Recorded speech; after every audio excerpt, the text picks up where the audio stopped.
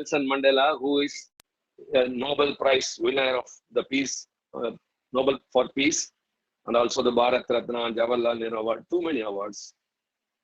We have to recollect something. He was imprisoned in the year 1962.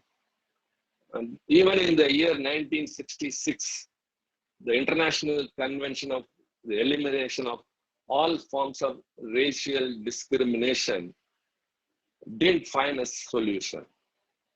The courts struggled to differentiate the meaning of, find out the meaning of the word race and racial discrimination. Only a representative from South Africa cleared that it is not explicit but can be understood. But it didn't fetch any desired result. It is in the 1978, gave a detailed and nuanced description of race, that all human beings belong to one single species and are descendant of one common stock and right to be different. And it also further elaborated. I think it's the right time to recall all those things because those days are not yet over. It has included, racism includes racist ideologies, prejudiced attitudes, discriminatory behavior, structural arrangements and institutional practice resulting in racial inequality as well as the fallacious notion that discriminatory relations between groups and morally and 1990, the apartheid came to an end in South Africa when the day dawned when Nelson Mandela succeeded. And as Mr. Ram said here, I also had the privilege of visiting the prison where he was imprisoned. And in a particular place, there is a heap of pebbles, like a small mountain. When I asked what it is, they said, every stone has been placed there, starting from Nelson Mandela, and all the prisoners, fellow prisoners of him, have put one for an identity, and still it is being there. It has not been disturbed. It is as it was placed by each and every of those prisoners who were with Nelson Mandela. And the United Nations very rightly honored him in the year 2009 of declaring his birthday as the International Nelson Mandela Day. And it dedicated 69 minutes of his precious time to speak 1 minute about every year of his service.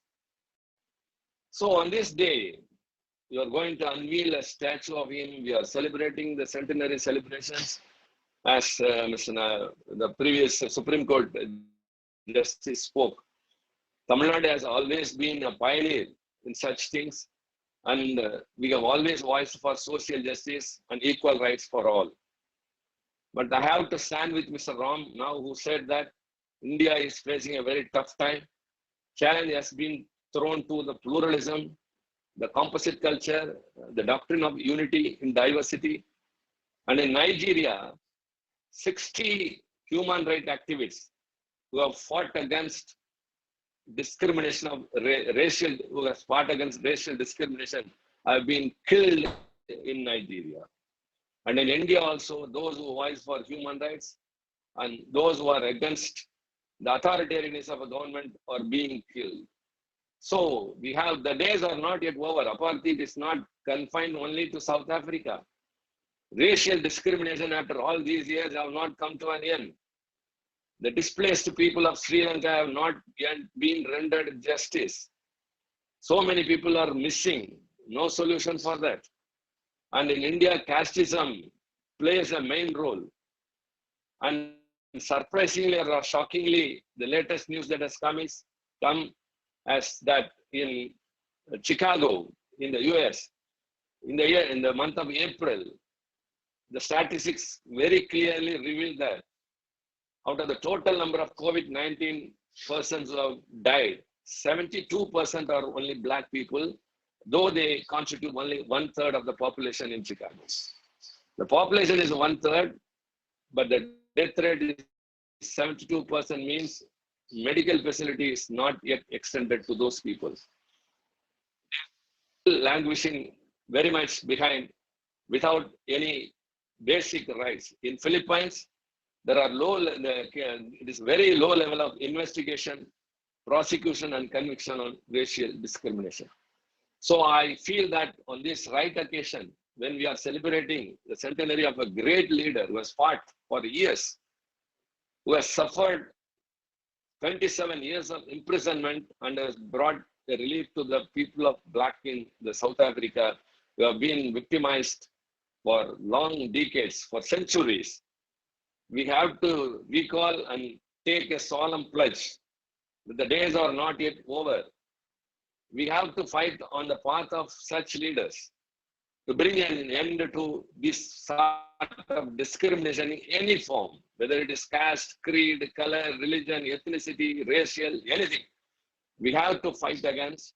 And today is the right day, I think, to take a pledge that we will walk on the path of Nelson Mandela to put a full stop to all these discriminations. And we should see a world where all people are equal, where all people are enjoying equal rights.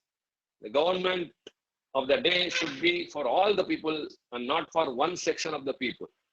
Democracy is not a rule of majority only. It is also the protection of the rights and sentiments and feelings of the minority also. It is the day when it comes only that the sufferings and the ambitions and aspirations of these leaders have come into reality. And so we all who have assembled here, all dignitaries, all learned people, let us take this message to the other people to succeed in the path of what we have to, which is an urgent call at this moment, especially in India, where a tough time is going on, when the power is strong with the authoritarians, and we have to fight strong to establish pluralism and unity in diversity and secularism, and to save our and uphold our constitution. Thank you very much.